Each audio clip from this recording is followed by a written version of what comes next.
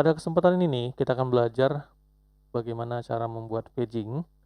Adapun project yang saya gunakan pada video kali ini adalah project pada video delete dengan menggunakan Eloquent.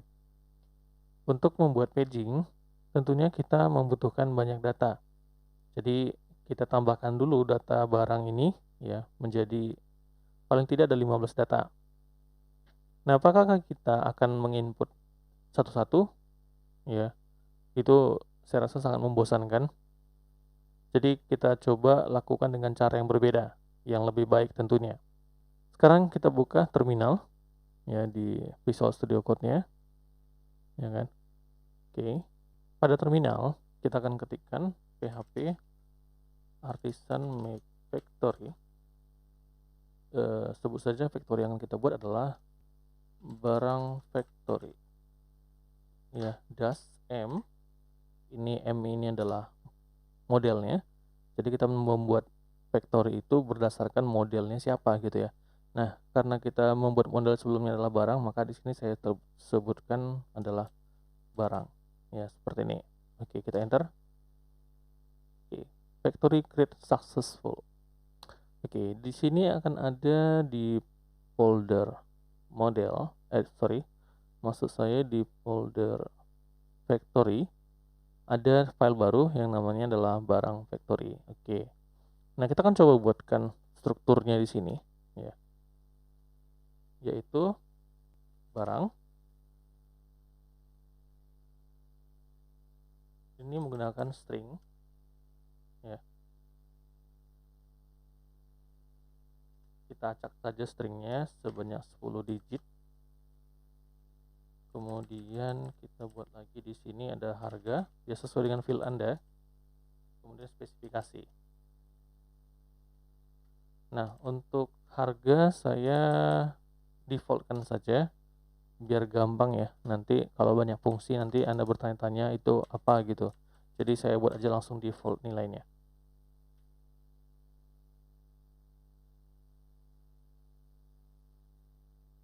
Oke. Ya. Nah, karena di sini saya menggunakan fungsi string, maka saya wajib menuliskan di sini use str gitu ya. Oke, cukup itu aja di factory-nya. Nah, kemudian kita coba ya meng-create data ini sebanyak berapa yang kita inginkan dengan cara yang sangat mudah. Nah, kita bisa menggunakan fungsi tinker ya. Oke, kita coba buka satu lagi ya. Nah, di sini saya tuliskan php artisan tinker. Pertama, kita panggil dulu modelnya. Caranya adalah jadi pertama kita panggil dulu namespace-nya ya, namespace-nya dari model barang kita di mana. Ya, ini namespace-nya. Namespace-nya ada di apps model, jadi sesuaikan ya. Nah, makanya saya panggil dulu namespace-nya baru sebutkan nama modelnya. Enter. Ya, kemudian ya. Ya, kita coba buatkan sebuah data dengan menggunakan perintah seperti ini ya. Jadi kita panggil modelnya, kemudian factory, kemudian create, enter. Nah, secara instan si factory tadi akan mengenerate data. Nah, ini datanya. Jadi kalau kita cek di database, ya di database kita saat ini, itu di web 2, kemudian barang. Ya, kalau kita cek di sini ada data yang baru masuk ya. Nah, bagaimana apakah kalau misalnya kita create seperti yang saya bilang tadi ada 15 data, 15 kalinya kita lakukan seperti ini, itu juga sangat membosankan. Jadi kita coba cari cara yang lebih baik lagi. Nah, caranya bagaimana? Nah, ini kita buatkan di sini count ya, ada jumlahnya berapa? 10. Kemudian kita create. Oke, kita cek di database kita bagaimana? Oke, mudah sekali kan? Nah, tentunya pasti Anda akan memilih cara seperti ini daripada mengimport satu-satu dari form. Kita coba tambahkan lebih banyak lagi, ya, biar nanti pagingnya bisa lebih terlihat. Kita buat misalnya di sini 100. Oke, kita enter. Wow, cepat sekali. Kita cek. Sudah tercreate ada 112 data, ya. Nah, namun di sini Anda lihat ada harganya sama semua, spesifikasi juga sama semua. Ini karena factory-nya saya masih menggunakan nilai default-nya, ya. Oke, nggak apa-apa. Itu nanti lain kali kita coba lebih spesifik membahas di sini.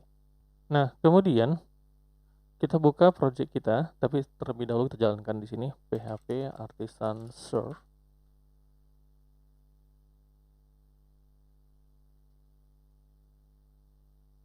Kita langsung aja akses ke indeksnya.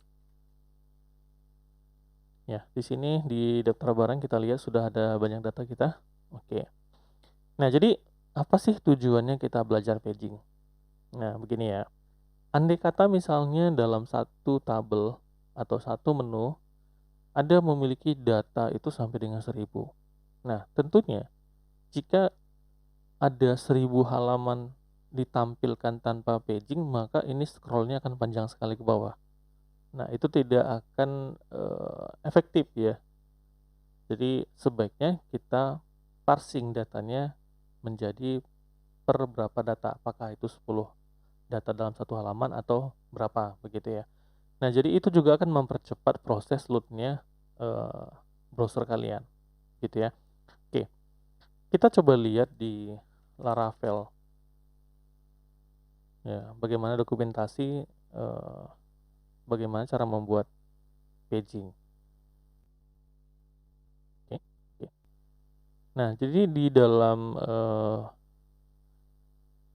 pagination-nya Laravel ya, ada disediakan dua model. Ada Paginet, ada Simple Paginet. Nah, jadi yang kedua ini boleh Anda gunakan secara bebas, yang mana saja juga boleh. Kita akan coba gunakan yang pertama terlebih dahulu, yaitu Paginet. Jadi caranya sebenarnya sangat mudah. Kita tinggal buka di controller, ya, kita rubah di bagian read-nya, ya. Oke, di sini saya ganti menjadi Paginet, gitu ya. Kita lihat di sini, ini ya, sama ya, Paginet. Nah, kemudian sebutkan berapa jumlah data yang ditampilkan per halaman. Katakan saja misalnya 10 ya. Kita coba. Oke. Jadi hanya itu saja di sini. Kemudian kita lihat lagi display resultnya. Oke, displaynya nih.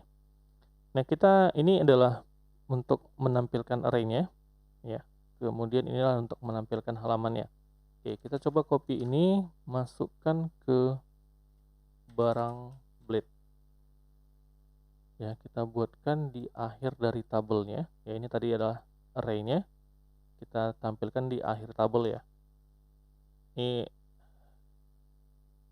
oke, kemudian ini rubah menjadi nama variabelnya apa? Ya, yaitu barang.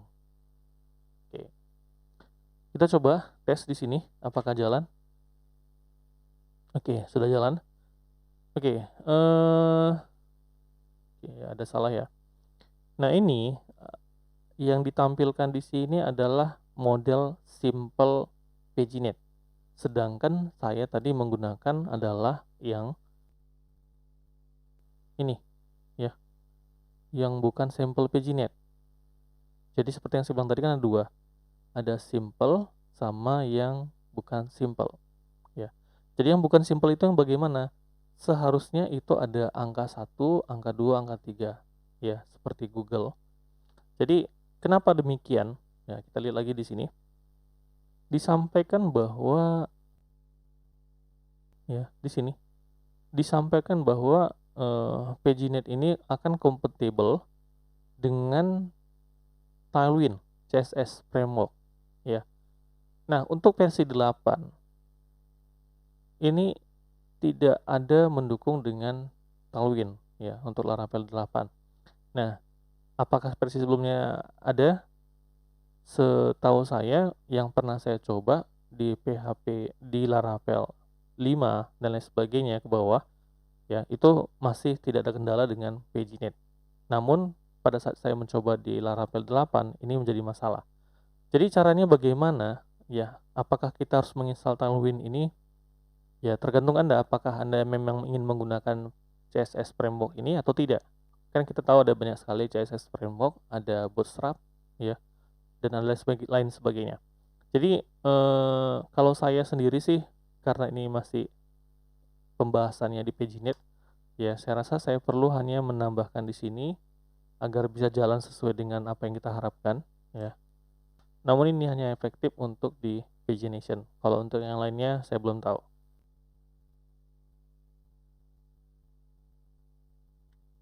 Oke, kita cukup nambahkan ini, ya. Artinya berarti kita pagination itu kita terapkan pada Bootstrap 4 karena kebetulan saya menggunakan template yang menggunakan CSS framework-nya Bootstrap 4 gitu ya. Oke, kita refresh di sini. Oke, jadi yang seperti ini seharusnya ditampilkan dengan menggunakan Tailwind CSS gitu ya.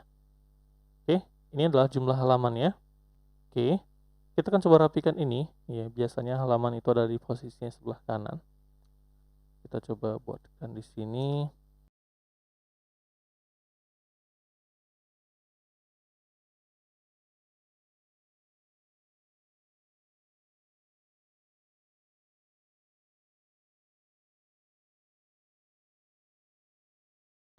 Nah, kemudian kita coba buatkan di sini ya biar agak lebih rapi lagi. Kita akan buatkan di sini data keberapa sampai keberapa ditampilkan ya. Nah, kita perlu tambahkan lagi div baru full left. Nah, oke. Jadi kita coba explore lagi pagination ya. Di sini ada beberapa yang ditawarkan sama kita untuk membuat pagination kita lebih menarik gitu ya. Nah, di sini ada first item. Ini adalah untuk menampilkan item dari keberapa gitu ya. Dari awalnya itu nomor berapa ya. Jadi ini kita bisa copy, kita buatkan di sini. Gini ya. Nah, ini kita ganti variabelnya sesuai dengan nama variabel yang kita gunakan di atas, yaitu barang. Kita tes dulu. Oke, ada satu. Oke, berarti kita bisa buatkan seperti ini. Ya, ditampilkan ya 1 sampai, nah ini berapa misalnya kita ambil last item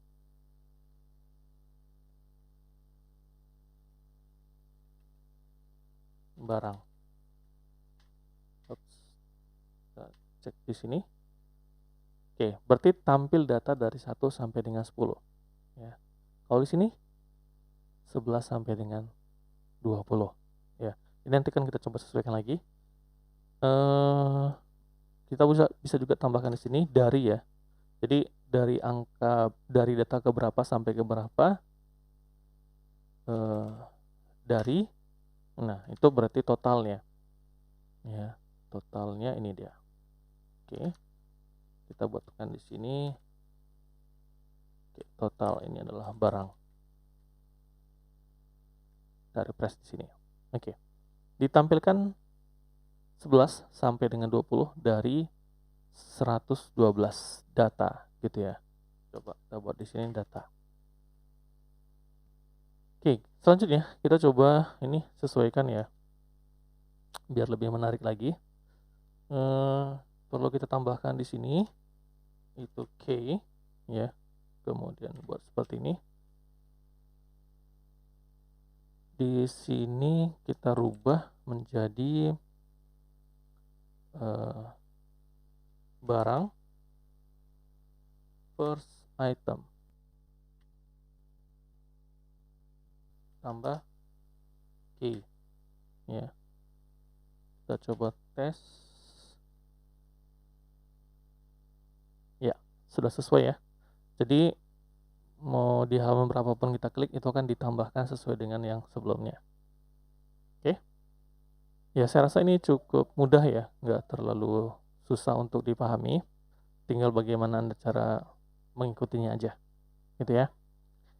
Oke, saya rasa sampai di sini video kali ini. Semoga video ini bermanfaat. Jangan lupa klik tombol subscribe jika Anda suka dengan videonya. Oke, sampai jumpa di video berikutnya. Sekian dan terima kasih.